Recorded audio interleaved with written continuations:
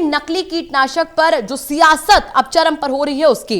विधानसभा चुनाव के बाद से ही कांग्रेस लगातार सरकार को हर मुद्दे पर घेर रही है। इसी कड़ी में कांग्रेस ने नया मुद्दा उठाते हुए सरकार पर निशाना साधा है। कांग्रेस ने नकली कीटनाशक दवा के छिड़काव के लिए सरकार को जिम्मेदार बताते हुए घोटाले का आरोप लगाया है। हरियाणा में अभी दूर दूर तक कोई चुनाव नहीं है, पर कांग्रेस के नेताओं के बयानों से साफ है कि कांग्रेस अभी तक विधानसभा चुनाव में हुई हार को भुला नहीं पाई है, जिसकी वजह से सत्ता और विपक्ष में लगातार सियासी बयानबाजी जारी है।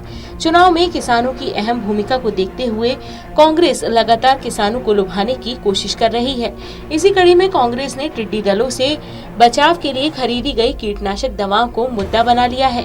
कांग्रेस का आरोप है कि टिड्डियों से बचने के लिए नकली कीटनाशक दवाओं का छिड़काव करके किसानों के साथ धोखाधड़ी की गई है। कांग्रेस नकली कीटनाशक दवाओं के छिड़काव के लिए सरकार को जिम्मेदार ठहरा रही है।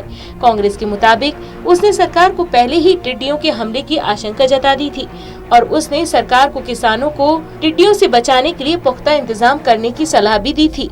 कांग्रेस ने सरकार पर किसानों को गुमराह करने के लिए नकली दवा का छिड़काव करने का आरोप लगाया है। कुमारी शैलजा के मुताबिक राज्य में बीजेपी जजपा गठबंधन सरकार ने टिड्डी दल को मारने के नाम पर पानी का स्प्रे खेतों में करवा दिया। घटिया क्वालिटी के कीटनाशक स्प्रे को किसानों के साथ धोखाधड़ी और खुली लूट बताते हुए कुमारी शैलजा ने इस घोटाले के लिए पूरी तरह से सरकार को जिम्मेदार ठहराया है। दिनों हमने हरियाणा सरकार को चेताया था कि हरियाणा पर भी देश के दूसरे भागों की तरह टिड्डी दलों का एक बहुत बड़ा हमला होने वाला है और सरकार को इसके पुख्ता इंतज़ाम करने चाहिए।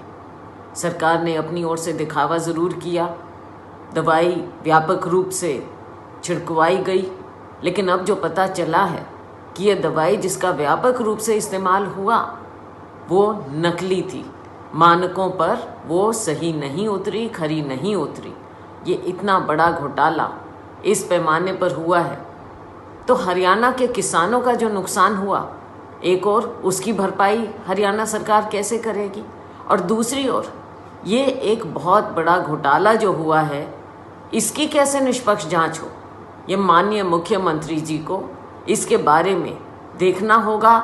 कांग्रेस सरकार पर घोटाला करने और नकली दवा का छिड़काव करने का आरोप लगा रही है। उसके इन आरोपों का किसानों पर कितना असर पड़ेगा, ये कांग्रेस की एकता और उसकी रणनीति पर निर्भर करेगा। Haryana desk, total TV.